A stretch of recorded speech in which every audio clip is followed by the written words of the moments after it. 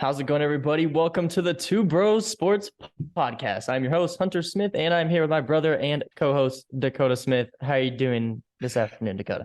Long day at work, so get this done. Watch some Monday Night Football. They had to put me through the torture of watching the Denver Broncos again in prime time. Thank you to the people who thought Denver was going to be good, because that's the only reason they're getting all these primetime games. And Yeah, we found out now that they're actually not that good. So yeah, I'll watch it anyway because it's football. yeah, I will not watch it. So, but today's episode over the NBA, we're recording this on Monday, October 17th, having a back-to-back uploads for this, and then the next one will be back to normal schedule on Friday with the conference predictions then. But today we're going over the final division, and it's the final one for the East here. It's the Central Division with including the Milwaukee Bucks, the Chicago Bulls, the Cleveland Cavaliers, Indiana Pacers, and the Detroit Pistons. The first team we will be talking about is the Chicago Bulls, a roster that has potential everywhere on it, really. They have some young pieces who can definitely blow up. Kobe White's 22, Patrick Williams is 21. Levine's still only 27, actually. And you've got DeRozan, you've got Lonzo, but Lonzo going to be out for a while. What do you think? I compare just this division in general to kind of the Northwest and the West. There's one team that is over everybody else pretty easily. Then you have that second team that is probably very clearly the second team in this division. Then you have Chicago, and their win total bears it out, that they're pretty close to Portland. And then you have the two bottom teams in this division. So I like Chicago. I like DeMar DeRozan kind of got a career resurgence when he went to Chicago. He looked really good last year. They said Ayo Dosunmu is going to be the point guard to start the year. Not as good as Lonzo, obviously, but and that's been Lonzo's thing. He can't stay healthy. And I think healthy Lonzo really improves his team. Patrick Williams is a defensive stopper. You have Vooch inside, Levine and DeRozan on the wing. They brought in Drummond to play backup center to Vucevic. So I think they're right around. They have a 41.5 win total. I think they're right around that. I think they're right around a 500 team. I think, which should be good enough to get you at least a play in the East this year. Yeah. Yeah. Billy Donovan did say that Lonzo's knee is doing well after the surgeries. And I think this team can make the playoffs. And I honestly think they will. I think there'll be three teams out of this division that'll make the playoffs. And so we'll see with Chicago, but I think it's going to take the beginning of the season might be rough. I think they're going to need Lonzo back for sure. I think this is a kind of what you see is what you get team. They didn't make a whole lot of changes over the offseason. They drafted Dalen Terry out of Arizona with the 18th pick. Don't know how much he'll actually play, but this roster is very similar to what it was last year. They still have Caruso, Derek Jones Jr. This is pretty well close to the same roster they had last year. Yeah. And like I said, there's the young pieces in there. Lonzo's still only 24. And they have the GOAT Caruso. So, we'll see what happens in Chicago, but they might start off slow. I can definitely see that. Next team, this is a big one. The Cleveland Cavaliers, because this team is getting better and better. LeBron, who? You don't need him. Leave him. Okay. Keep him away. Keep him away. They don't. I really don't think they do. I think this team is going to be very good. I don't disagree with you. I agree. I think this team is going to be very good. But how good is the question? I think it depends on how well everybody gels together. But Donovan Mitchell is that guy. Evan Mobley, also that guy. Jared Allen. I've always been a huge Jared Allen fan. Darius Garland. Rim protector. Darius Garland, the second Colin Sexton got hurt last year. He finally blossomed into who they thought Darius Garland was going to be. Yeah. And Isaac Okoro's your he's a wing defender, not great offensively, but he's a wing guy. You have Kevin Love, who he's just Kevin Love now. He just shoots threes and rebounds occasionally. But I'd be remiss if I didn't give Dean Wade a shout out. I think we would both. Yep. We were. It'd be impossible for us to go tough with talking about the Cavaliers without mentioning Dean. So, and they signed him to a contract, so they obviously think he's going to be a big bench piece. So, and Karis LeVert, came over from Indiana last year, and so everybody left Indiana. So we'll talk about that later. But literally everybody left Indiana. But no, I think they're probably a 6 seed in the East, 6 or a 7. Yeah, I think they can definitely push for that, not even having to go through in the play-in. Like, and depending on how well they gel and things like that, if they can get off to a really hot start, this team can end up being a 4 or 5 seed easily. And like you said, Dean, he got the 3-year, $18.5 million extension. Getting that bag for him. But this team is young still. But they also have those older leadership pieces. Like Ricky Rubio's no bum. Like he does his job and he does it well. And I think he's gonna come off the bench, be the point guard for that second rotation, and he's gonna do it well. He's a good passer, great playmaker. And like you said, Kevin Love, he's older now, and I think he understands that. And he knows, Evan Mobley's here. He knows Dean's there. There's competition there. And Kevin Love's going to sit there and play his role. He's going to shoot threes. He's going to rebound. And that's exactly basically what Dean does. And Evan Mobley, man, oh my. He's looking to be something special. And I think this Cleveland team is got one of the brightest futures in the NBA because Darius Garland, Levert's only 28. Mitchell's still only 26. Evan Mobley, like Isaac Okoro. I really like the look of Cleveland. I'm just going to give you a hypothetical. Imagine if Jared Allen was still the center for the Brooklyn Nets. Yeah, that'd be scary. I just realized he's still only 24. Yeah. I love this front court. I love the combination of Mobley and Allen. Yeah. Yeah. Cleveland can almost guarantee a play-in spot, more than likely, but can probably sneak in to that 4, 5, 6 seed. So I think they're right around the 6. That's about where I have them at right now. Yeah, Cleveland will have a good year, hopefully.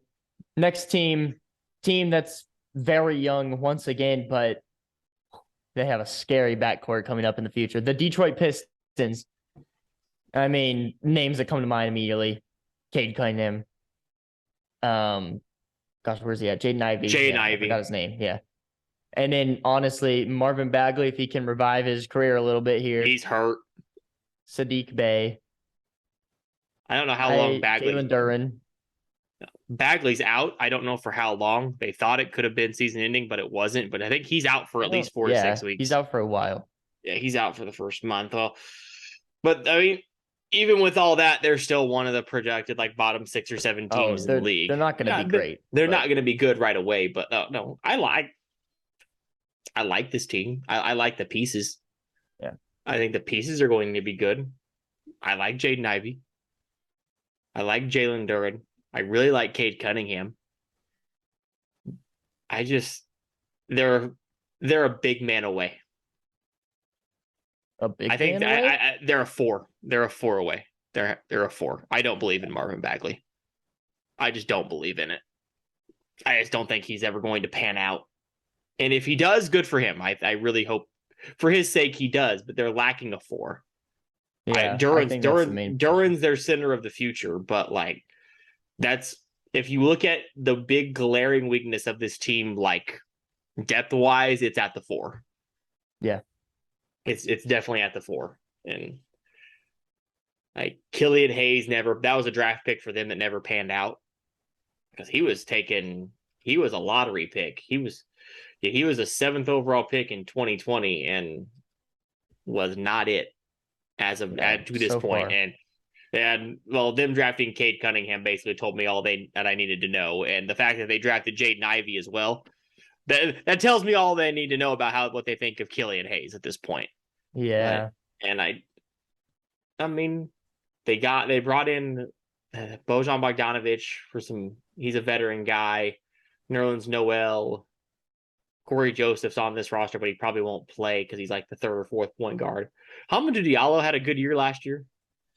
He had a pretty solid year last year. When certain people were out, he played really good, but then there were other times where he's a guy who, I mean, we thought was going to be good, but never really. I mean, he was a second round pick and he flashed some athleticism and stuff like that, but he's never really panned out into a great player. He's always just been more of a bench piece. And Alec Burks is on this roster, came over from New York. Yeah, and I actually was just about to mention him. I actually like that pickup. I think Alec Burks is somebody who's going to give you good role player minutes. He averaged 11, what was it, 4? 11, 5, and 3 last year. And I mean, he's going to go on the court and he's going to do his job, and he's going to give you good role player minutes. And he's a bucket. He can score. Yeah. I worry about like I said, I worry about their 4. I worry about Bagley. I thought he was going to be good, but he was the number 2 pick in the draft in 18. Yeah. Like at this point in time in his career, I mean, he's averaged 13 and 7 when healthy. That's not what you want when you draft somebody number 2 overall. He's never really, I mean, it's not Anthony Bennett level bust, but I mean, I think he only played 48 games last year. Like he can't stay healthy. I think that's always been the issue. He's never played. He played 62 games his rookie year. Yep. In the 4 seasons after that, he's played 104. He hasn't played more than 43 games in the last 4 years. Okay, take that back. They didn't. ESPN's stuff is really stupid. They don't combine his stats from last year. So he played 48 games last year. So in the last 3 years, he's played 104. Because they separate the Detroit stats from the Sacramento stats, and you have to add those games. That's what got me on that. But no, he's still never, since his rookie year, hasn't played more than 48 games. He reminds me of Jonathan Isaac. It was just the fact that neither one of them can stay healthy, and they both had very good potential, really. Oh, the potential was through the roof with Bagley. I mean, we all saw it. Like, he was going to be really good, but it never panned out for him. And that seems to be the case with people drafted by the Sacramento Kings, but well, we all know how that franchise is. Yeah, we've talked about that team. Oh, this was that year. Okay, I was trying for reference to. Oh, goodness gracious! Yep, he's gonna live with that forever. The guy who got drafted before Luka Doncic. It was before a few people, I think. Yeah, Luka, Trey, Colin Sexton, Mikal Bridges, Shai Gilgeous-Alexander. Yeah, Michael Porter. Some stuff. He's gonna have to live with that for a while. There are a lot of guys behind. Jaren Jackson went 4 in that draft. Wendell Carter and Mo Bamba both went 6 and 7. Good draft. That was year 8 and was number 1. Yeah. Which, Phoenix, you missed. You swung and missed, Phoenix. I mean, Ayton hasn't been that's a debate for another time of how much they swung and missed, but they could have had Luka or Trey. But at the time, it probably was the right pick. I don't know what their roster was in 2018. I don't remember that far back, but I'd assume they had some type of point guard. Was Paul on that roster yet? No, he wouldn't have been. He was still on Houston. And at that point in time, you should just take him and But could you imagine a backcourt of Luka Doncic and Devin Booker? Yeah, Luka was I don't want to say a risky pick at the time, but I would say he was one of the more risky ones since he played overseas, and he didn't. I mean, so I don't know. I mean, we've saw. Is that Porzingis syndrome at that point? That he didn't. He was one of those big European players didn't pan out. I get it. I get it why you don't take Luka, but you look really stupid 5 years later. You looked really stupid when he won Rookie of the Year. But And Yeah, I mean, Marvin, and at the time, just for perspective, maybe. Well, they just got Josh Jackson at the time, and if you're thinking Luca as a three, then they have Marquise Chris, well, they had well, Bledsoe, D Book. Luca was always going to be So a one in the Luca was always going to be a one in the NBA. He was never going to be a three. He was never going to be a three. For perspective, Marvin Bagley averaged 14.9 points and 7.6. His rookie year was about his best. It was his best year. Like his rookie year statistically was his best year. well, and there was a lot of potential in Oh yeah. Sacramento. I mean, it's not that they're drafting bad. I don't want to say that. How do I word this? They're not drafting bad picks at the time. Like those guys through college, they're good. Like they are very, very good. Like they're good picks. They just Yeah. didn't pan out their potential, and injuries have hurt a couple of their draft picks. It was stupid that they traded Halliburton for that. Yeah, don't get me started on that trade. That trade was ridiculous. I mean, I You love got it. De'Aaron Fox, but it probably I should have been him. they should have got rid of Halliburton. I think he's got a pretty And bright that future. actually leads us right into the Indiana Pacers, who, acquired Halliburton. So I think Indiana probably won the trade. Oh, I don't disagree, but I mean, they aren't going to win anything else. oh, they're So not going to win any games, but I mean, I you got this rid of team Sabonis, which sucks. But Halliburton's clearly the point guard for your future. Chris Dorte, he averaged 13 last year, 4-2. I mean, he can score it. He had a pretty solid rookie year. Yeah, it wasn't bad. You have Buddy Hield who can shoot it. Isaiah Jackson is 20. You just drafted Benedict Mathurin, who I think is, if he keeps the same mentality he had coming in, He's got. I mean, he's a got some scorer, swag. He's got some swagger to him. and I think He's that's got some good for swagger. Indiana. And he can score the ball. We saw it at college, obviously, at Arizona. He's gonna play. I think he's got to play right away too. I think he has to play right. Starts right away. I think he has to start right away. And I mean, Jalen Halliburton's Smith, 6'5", so Jalen Smith was the God, he was number 10. He was a lottery pick for Phoenix in 2020 who never panned out for Phoenix. Yep. They have him now, and Miles Turner's always been a really good defensive center. Like he's not going to kill you, but they lack star power. And the league that is firmly built around star power, they're lacking right now. Can Mathurin be that guy? Possibly. But can Victor Wembanyama be that guy too? Also, yes. They are firmly in the running for Victor Wembanyama / Scoot Henderson because that's 1-2 next year. I think it's already solidified. Indiana is tied with Oklahoma City and Houston for the second lowest projected win totals, or their over-under win total at 23.5. Yeah. I mean, they could steal. They'll steal games from people. Like it happens in the NBA all the time. Yeah. Somebody just has a really good night and beats somebody really good. It happens a lot. But I just don't think it's going to happen very often with this Indiana team. They got a lot of young pieces. I really believe in Tyrese Halliburton. Mm-hmm. Duarte is going to be fine.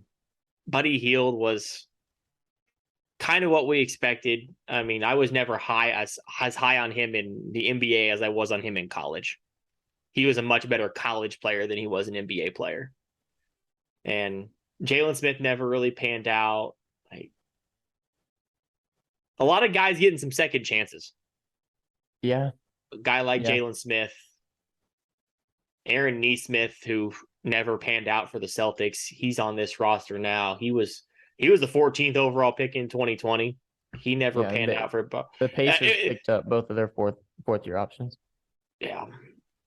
And then TJ McConnell's a nice veteran piece. We'll see. I think this is a big we'll see for Indiana. I don't think it's going to be a we'll see of the playoffs. I think it's more of we'll see how low in the draft. We'll see if we'll see which top 5 pick you get. Yeah. I think my main thing for Indiana is Halliburton averaged 15, 4, and 8 assists last year. So I mean, he's the clear cut point guard, I think, for the future. Uh-huh. But the one thing I think he's gonna do is I think he's gonna need to score more. And I think so too. He'll do it. I think he'll do it. I think he'll be fine doing it. I don't think he's gonna have problems. But he's a very good playmaker as well. But also Bennett Mathurin, if he can hit the ground running, scoring 15, 18 a game, I mean, it'd be really helpful for Indiana. Oh, yeah. And Halliburton also 41% career 3-point shooter. Yeah. I mean, obviously, if you're going to shoot it at that percentage, you need to shoot more. But I mean, he's a point guard. We all know point guards love to pass, but they're always unselfish. But maybe it's time for this year for Tyrese Halliburton to be a little bit more unselfish, or be a little bit more selfish, excuse me, and kind of hunt his shot a little bit. And but they got a lot of guys that can score. The bigger question for this team is who's going to play defense. Yeah. I think that's your weakness here if you're Indiana. I think a lot of these guys can score. A lot of these guys can get hot. Buddy Hield can light up a gym. Oh, you let Buddy get going, hot, but he's got like that Terrence Ross game in him, or he can just hang 45 on you randomly, and still the most random 50-point game I've ever seen with Terrence Ross. But that's another story that's another topic for another time. They're going to be a 25 to 30 win team, if that. I think they're in the running for the worst team in the league. I still think it's San Antonio, but I give San Antonio like 2 or 3 plus wins just for Greg Popovich being their head coach. Yeah, and I could see him retiring soon. So I don't know if this is the way he wants to go out. Yeah, but be a rough way to go out, and that we've touched on that roster. That roster's bad. Yeah. Next team though, the last team in the division, the Milwaukee Bucks. Obviously, this team, in my opinion, was a Chris Middleton away from the finals and possibly winning the title. And that's coming from a Warriors fan because this team is so good. Giannis is so good. I've actually realized he's 27. Maybe a little older than I thought it was. I thought he was like 24, 25 still. But this team is, if they can stay healthy, it's deadly. And it is deadly. Yeah. I love Chris Middleton. Obviously, everybody loves Giannis. We all love his dad jokes on Instagram. And it's just basically, I mean, it's them too. And then it's a lot of role players put around them. But it's good role players. This roster is very similar to where it was last year too. Like this roster is a lot. They brought Ingles in from, like he was traded to Portland, never played, or he was traded and never played because he got hurt last year. So Ingles is on this roster. And Marjon Beauchamp, they drafted him, and Middleton that came out today. He's going to expected to miss the first few weeks with that torn ligament in his left wrist. So they'll be fine. They have Giannis. They'll be fine. And another debate for another time on who the best player on the planet is right now. But obviously Giannis is top 3 though. At least top 5. At least top 5.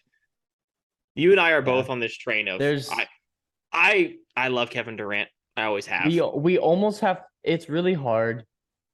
This is kind of getting off topic of the Bucks, but it's really hard to decide top players in the NBA because there's so many good players now. Yep.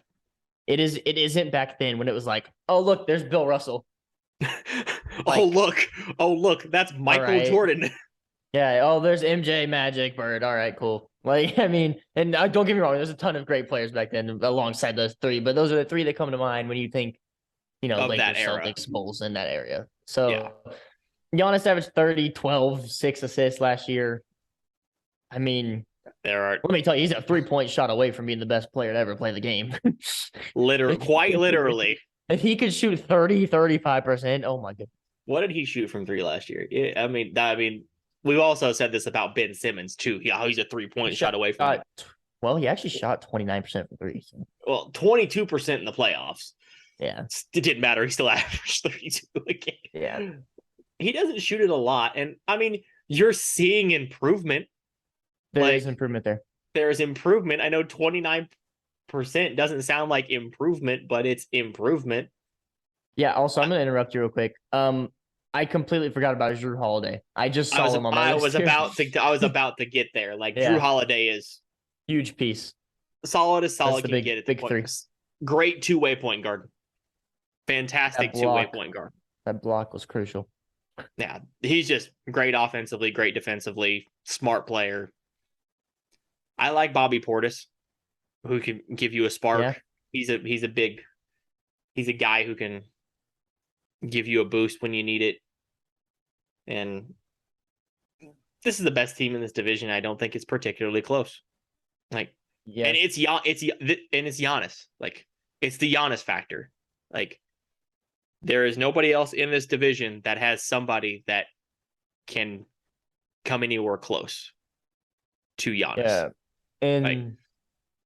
and that's not a slight at guys like Levine and DeRozan. They're great for what they are. They're great wings. Yeah. They're great. They're great players. But Giannis is a generational talent. Yeah, like I can use that word. He's proved that to this point. You can use the word generational talent when it comes to Giannis Antetokounmpo. Like you can use that word, and I think they're just going to be really solid. They have Lopez still in the center. He's getting up there in age, and I think they're going to have to find a big man, and a five. They're going to have to find a five here soon. I mean Portis Lopez gets the job done, and that's all. And Bobby Portis does too, and like I'm pretty sure you're about to steal the words out of your mouth. That's what they need. Like, yep, exactly. They do what they need them to do. And Giannis just does. Giannis is just Giannis. Like, we'll have that debate at some point in time. Maybe that's an evergreen podcast when we get bored ranking we might rank our top 10 players in the league right now. I think that would be a great podcast for later. I know that's something we can do later. That would be a fun one. Yeah, I think picking up Joe Ingles is actually, I know he's 35, but I think he's a little bit more important than people think. Mm-hmm. I think he's coming in here to spread the floor, and that's going to be his one job. And let me tell you, he did it well. He's done it well in his career so far. So yeah, I mean, he's about as good of a percentage 3-point shooter as you're going to get. I mean, he didn't shoot it well last year, but he's a 41% 3-point shooter, and that's over. Yep. And he came in the league in 2014, 2015. So that 2020, 2021 year he had with Utah, where he was 45% from three, was unreal. They're going to be great. They're gonna battle for the 1 seed. They had the championship contenders. So. Oh, absolutely! I want Bucks odds to win the championship. It's got to be top 3 or 4. Yeah, it's got to be top 3 or 4. Assuming everyone's healthy. Assuming everyone is healthy. And right now they're 8-1. The Clippers, Celtics, and Warriors are 6-1. Brooklyn 7, Milwaukee 8. So, and they're right around the 5th best team in the league, which is probably pretty accurate. Everybody, I don't know what the love is for the Clippers. I don't understand it. They came out and said Reggie Jackson is probably going to be their starting point guard. Why did you go get John Wall? Yeah, I don't know. That's interesting. I'm very confused by that. But John Wall's looked good in the preseason. So. Yeah, if John Wall is is 75% of himself that he used to be, he is better than Reggie Jackson. Yeah. I think we all forget how great John Wall was. Yeah. When he was healthy, but you can have that debate of, if they were healthy. Yeah. Well, it's the Eastern Conference, so you up first. This the division rankings. I kind of hinted at this at the very beginning of how I thought this division was going to look. I think it's Milwaukee, Cleveland, Chicago, and now I got Detroit, Indiana. I think Indiana's probably the worst team in the East this year. Yeah, I believe that, and I think they're going to challenge the Spurs for the worst team in the league. we're probably gonna have like the same list, but I well, think this it's one, this one's Milwaukee. I think it's Milwaukee. It's Cleveland. It's Chicago. It's Detroit, and it's Indiana. this division pretty well sets itself up. Can crazy things happen because of injury? Yes. Oh yeah, if Giannis gets hurt, the Bucks might be the worst team. Not I don't literally. know. But... I don't know about the worst. I feel it depends on how healthy Middleton is if that were to happen. Yeah. Because Well, I think because here's the thing: if Giannis is out for the year, I think they like if Giannis were to get hurt and be out for a significant amount of time, I think they go get someone. I don't know who, but I think they go get somebody.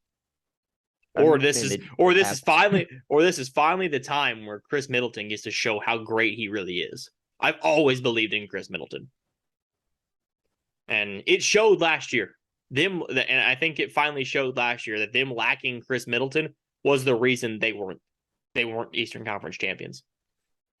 yeah, I do think they would have been in the finals last year with Chris Middleton, assuming he was healthy. And Giannis, as a Warriors fan, scares me to death. Scares me to death.